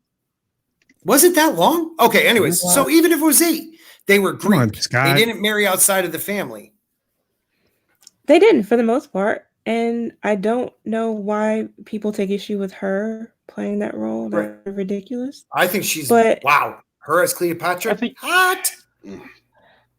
I don't know. Needs a little bit more upstairs. She has a pretty face, but she doesn't have much of a feminine body. And that was my complaints with Wonder Woman. But she's fun. She's fine. It does make me wonder if some of the issue with Gal Gadot is that people still have a problem with her serving in the Israeli army. That's the issue. That's part. Here's the problem. You're supposed Israeli. to. It's mandatory. It's a conscription. My God, well, these people are stupid. They do that in Italy also. Don't get along. So people are like, well, why let an Israeli play an Egyptian or whatever? But like you said, she was actually European. That was her culture. That was her family. Yes. And if anything, she would want a European playing the part. She probably wouldn't even want her in the role. So it doesn't even make a whole lot of sense why people are upset about that. But not at all. It's just getting since when did these people give a shit about historical accuracy anyway? Ever. Yep. Right. Ever. Yep. Put it very well. Sam, you always come out with these perfect little one-liners, my friend. You're absolutely right. You know, how many movies are not accurate? How many movies are just not accurate at all when it comes to the historical accuracy? Well, let's add a guy from South Africa into this medieval Europe Robin Hood. Like, we're going to change the story a little bit because he did go to the Crusades. You know, like they just add different things. Braveheart wasn't real. Oh God, no, Braveheart was incredibly controversial. Yes, he is. He is. Let's just put it this way: he didn't do a most accurate Braveheart. My favorite biopic is E.T. So yeah. Oh yeah, no, that's a deep one. Close Encounters of the Third Kind. Fourth Kind's even dirtier. Mm-hmm. Spaceballs. Space butts. All right, we're going to close it up, guys. We're going to close it up because I have to be up at 1:30 in the morning. So we're going to start with our guest here. Yeah, our guest for the evening, Mr. On Time, who doesn't read, Tom. I was editing a video till like a half hour ago, so. Could you at least put my name in it? Like, I should have been at Sporkings. No. Okay, good, thanks. No. Okay, that's great. Maybe some other time. We'll see. Okay, awesome. Good to see you too, Tom, you son of a bitch. Author Stephen Walton. Oh, you're last. What am I talking about? Script Doctor. What's going on? You're saying goodbye. Oh, goodbye. Thank you for having me. Now's the time we say goodbye to our company. Oh, I'm going to go back to editing. Hopefully try to get this Star Trek Discovery review done and up. Can't awesome. Wait. Way to sell it. I like it. It's draining. It's very much draining. This show is very draining. Yes, but it's great. It is great content for us to watch. So thank you for going through it. You're welcome, everybody. All right, Machini90. Okay, good afternoon, everybody. My name is Machini90. YouTube, Twitter, Instagram, all that stuff. Do weekly draw streams every Sunday, Wednesday and Sunday at 12:30. New time lapses every week. This is what I got going on right now. We just came off the last draw stream I'm going to be doing this season, and this is the last picture of Maki-Ween I'm doing. I'm doing kind of a grudge parody that I'm trying to get out by Halloween for a time lapse. The next thing I want to bring up is. Did he mute himself? He did. He muted himself. He totally muted himself. Are those boobs? God damn. I can't even see what he's such a great artist. So there won't be any draw streams this week. Machini Live will return for season 2 on Sunday, November 8th after Culture's birthday. So I'm just going to take that week off to just focus on just getting more videos out. So, and then, just follow me on Twitter, YouTube, and Instagram for daily updates and art stuff. That's how you do it, Script Doctor. That's how you do it. All right, Jayne Theory. Thanks, Machini. No problem. Jayne Theory.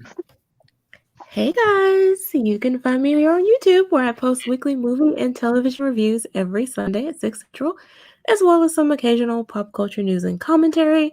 You can also find me on Twitter and Instagram at Jayne Theory. Thank you, Jayne. And Shellback, you got your hey guys. All right, Culture Casino.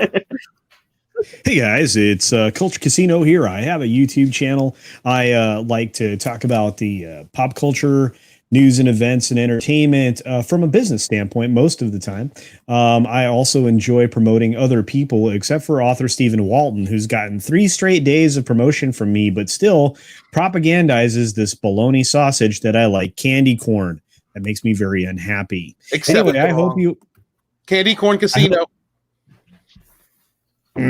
Anyway, I hope everybody here takes the time to subscribe and support all of the wonderful creators that are surrounding me right now, because they certainly deserve it, especially Sam and Nick McCabe. Of course, Sam's the only one with us today, but Sam and Nick McCabe, who are the up-and-comers and might even be the founders of the fifth wave, if I'm not mistaken. And boy, do we need more and more voices, guys, because as YouTube does what they're doing right now, I have a feeling they're going to start knocking people down. So we're going to need more people to stand up. Anyway, I hope you all have a lovely night. Thanks so much for being here. We wouldn't be here without you. Peace. Thanks, buddy. Sam, tell them where they can find you, buddy. Okay, well, I'm present on Twitter most of the time. I've got a new YouTube channel. I'm coming out with a rant come video essay about a topic that is very close to my heart, something about publishing in general, speaking of Fifth Wave. And it was a pleasure to meet and speak with all of you. So thank you very much. Thank you, Sam. I love having you guys on. I'm sorry, Bruce. I almost missed this. Thank you for writing that in the chat, because I didn't even see this go by. Bruce Lombardo, $4.99. Bruce is great. I had a good day at work today. I really hope all of you further your goals. We only had one, October 28th, 2020. God bless you, man. You're absolutely right, people. Carpe diem. Bruce Lombardo is one of the first wave, man. He's one of the first people I saw in the chats of the Fandom Menace. Lombardo. Thank you very much. Bruce is a regular on my Sunday stream with me and Mads Mama Bear. And Mads Mama Bear was in the chat. Please check out her channel. Hail to Mads Mama Bear. Yes. Thank you, Bruce. That means a lot to me, man. I really appreciate it. Yeah, go ahead. Wait, Makani, didn't you do a Mads Mama Bear as Black Cat? Black Cat, yes. It is on my Teespring store until November 7th. Awesome. So to be on Indiana Culture Casino's birthday, there's a promotion. Mads 300 at checkout for $5 off. That's a birthday present. Nice. Beautiful. Please go check out all these wonderful people on this panel and everybody in the chat that has a YouTube channel. We don't have an industry to support us. We only have you. I am author Stephen Walton. I'm the author of the Fandom Menace volumes. This is the Indiegogo for Fandom Menace Volume 2, 61 backers so far, almost funded. Thank you guys very much. Are you in the chat, or any of you watching this in the future, are you upset that people with a certain ideological direction, a certain toxic, loud minority who wants to push their politics upon you, not only that, but also wants to cancel everyone in the independent community, wants to shame you into capitulating, into kneeling to their bigoted, divisive belief systems to separate us? Are you happy that these people, these journalists in entertainment, in gaming, in comics, in television and in movies, want to put you in your own little checkbox, keep you there, and shame you if you dare speak outside of that box? Are you upset that your entertainments are being used as platforms to espouse divisive social propaganda?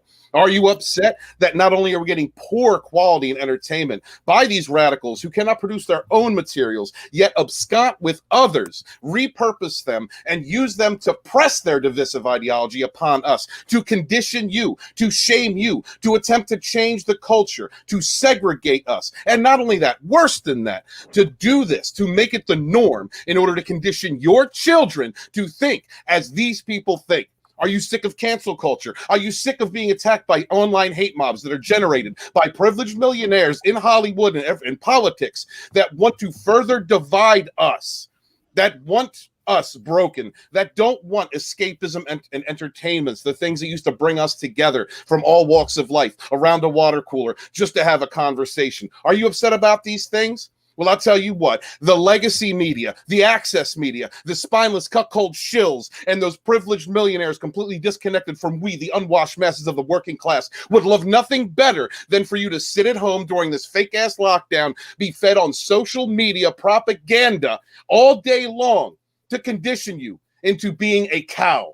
That is what they want. Do not capitulate. I am speaking out against this, and I am doing it in the medium that I can. I am writing these books, the Fandom Menace volume, speaking out against cancel culture, speaking out against the mainstream narrative, against radicals in our entertainments that are perverting our favorite modern technologies to press these agendas. Please help me do this. And considering that 2020 has been an awful time, and maybe you're not able to contribute to this campaign, or maybe you're not interested in it, a share to someone in the independent community means everything. Just like it means to your favorite 1 or 2 YouTubers that you share out their links, give them a like and a comment to support what they're doing. These people who are speaking up, who are standing up, who refuse to kneel along with the rest of us to these radicals, these privileged millionaires in Hollywood. That is what I am doing. I am speaking that out in the medium that I have sculpted my entire life, writing. So please back this book if you can, share it if you will, and even if you're not interested in this, please pick your favorite 1 or 2 independent creators. There's a lot to pick from in this indie sphere, and help to promote them. We do not have an industry to support us. We only have you, and we rise together. Hail, have a great night. Thank you, everybody, for coming out tonight. The next live stream will be on Monday for our Song of Ice and Fire. There won't be any Saturday dumps probably for another 2 weeks until my schedule goes back to normal. So I hope you all have a great night. Thank you for all the support. Thank you for my members and the super chats tonight and the super stickers. Thank you, guys. Let's put a spork in it. We are done.